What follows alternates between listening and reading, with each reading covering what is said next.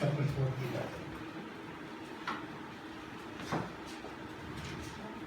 Let's read the Word of God together, beginning with verse 32. They went to a place called Gethsemane, and Jesus said to his disciples, "Sit here while I pray."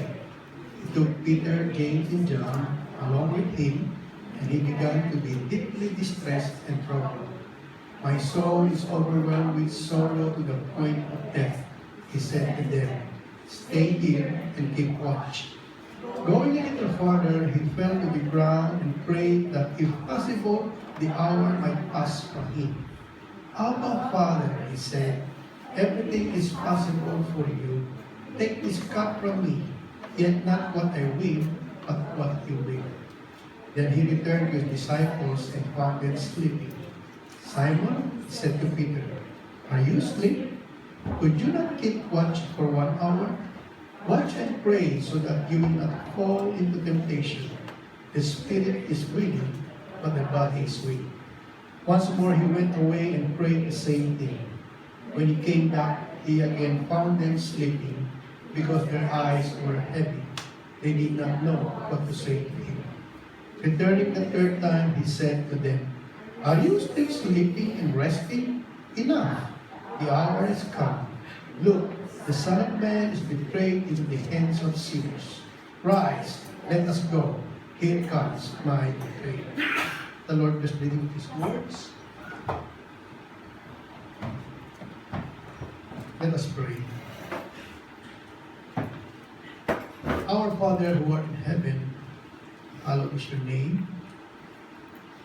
We pray now that as we have gathered to worship you, your will be done in our midst. That we may open our hearts, open our minds, open our ears, to let the precious Word of God come into us once again.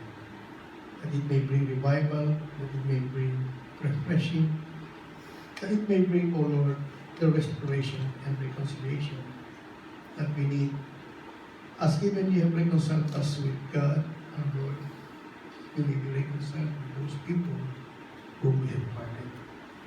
We thank you for moments like this, that, O Lord, we can recognize your faithfulness, we can worship you in your greatness, and that, O Lord, in your lowliness, you have touched our lives, you have become one like us.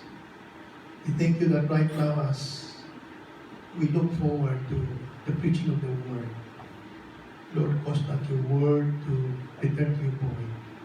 Even, O Lord, the soul that we is hearing from you. And grant, O Lord, that even in this hour of worship, as churches all over the world are gathered, may we just raise our one voice and stand in one faith, that our God, who is so great, in Jesus Christ, is coming again, and may He find us faithful even to the end. Thank you now, the Holy Spirit, for the way you are moving in our midst. Continue on, even as we obey your leading.